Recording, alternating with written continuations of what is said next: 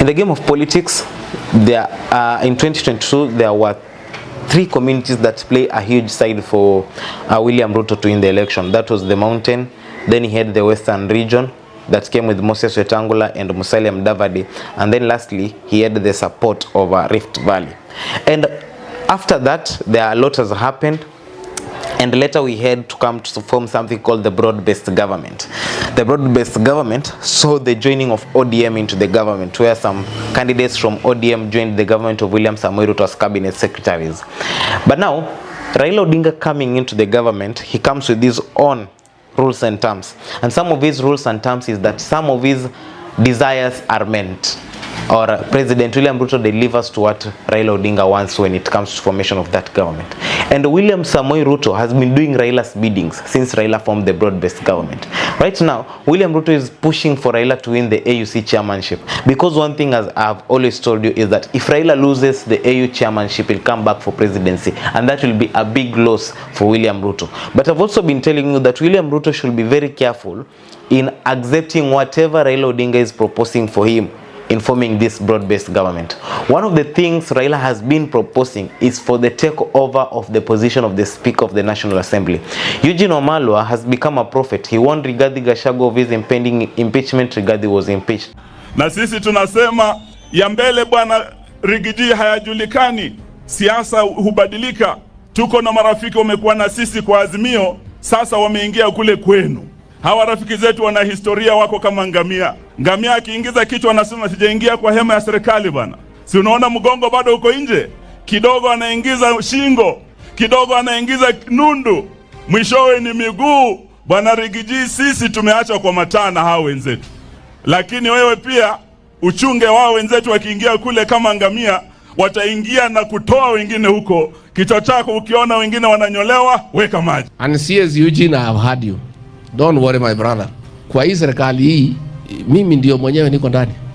Hata kukija kamia gani, mimi ni chuma ya zamani, niko huko ndani. I'm inside. Hii serikali sinilipigania. There is no way I can move even an inch. Hakuna nafasi ya kusoka hata inchi moja.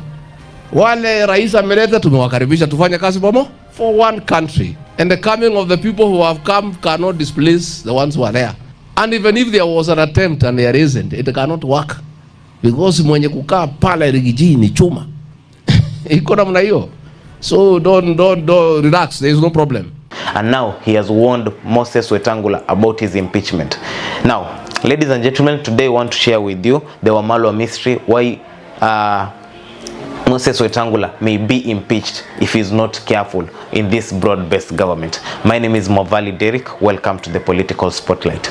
Now, before we begin this video, I want you to listen to what Eugene Wamalwa had to tell Moses Masika Wetangula concerning impeachment. Nataka niambie Mheshimiwa Speaker Wetangula, vile niliambia Rigiji, ukiona mwenzako ananyolewa kichwa chako tia nini? Maji.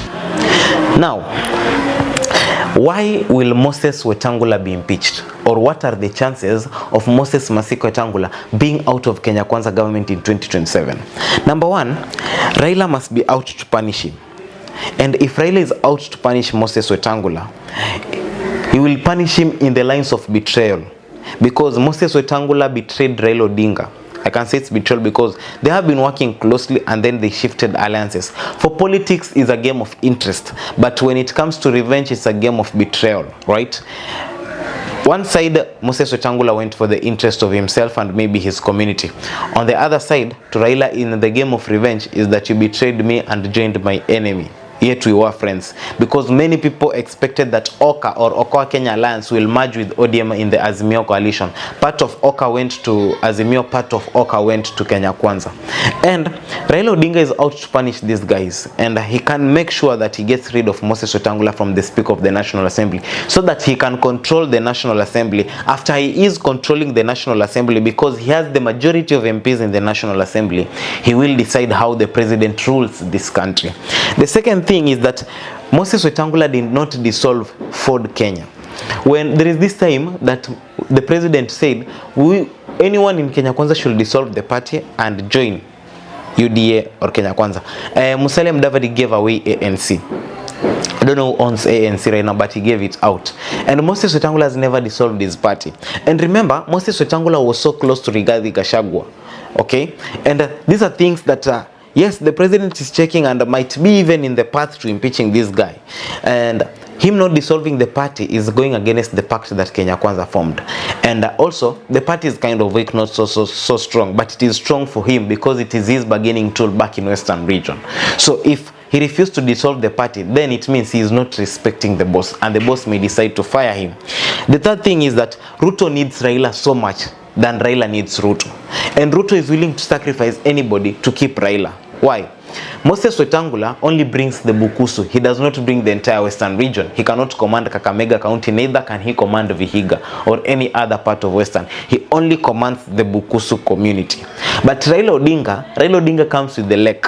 Raila Odinga comes with a huge percentage, let's say 70% of the Western community. So to Raila Odinga, he's very important to William Samoei Ruto than Moses Wetangula is. So if Azimio wants to punish Moses Wetangula and have him impeached as the Speaker of the National Assembly, the president will have to go with that. Because, you know, if Raila wins African Union chairmanship and Raila Odinga decides to support me for 2027, he brings me the lake and he brings me the Western region. Lastly, Musalia ain't trustworthy. Okay? One thing is, Musalia Mudavadi can betray you anytime. If he betrayed his community, what makes you think he won't betray his brother Jerry? Because people call them Tom and Jerry. So, Musalia Mudavadi is not trustworthy in these terms. Number one, when they were asked to dissolve the parties, Musalia dissolved his party. Moses Wetangula did not dissolve his party. Chances are, if you even check, Musalia was given a very strong place in the cabinet. Musalia goes anywhere, anytime he wants. He's the prime cabinet secretary. He can travel anywhere, anytime. A very strong position in the government. And Musalia can decide, because even ukiangalia the campaign of Raila for AU, Musalia is really close in these things. He's really accompanying Raila for this stuff.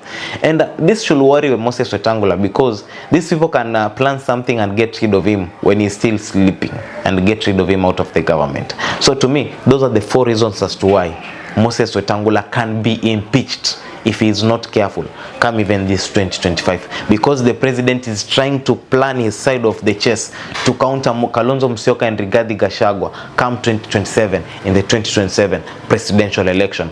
And if that means getting rid of Moses Wetangula so that he can accommodate Raila and his brigade, then I think the president is willing to go with that card rather than risk keeping Wetangula and losing a very huge factor from the Western region and the Lake region. My name is Movali Derek. Remember to hit the subscribe button and leave me a comment in the comment section.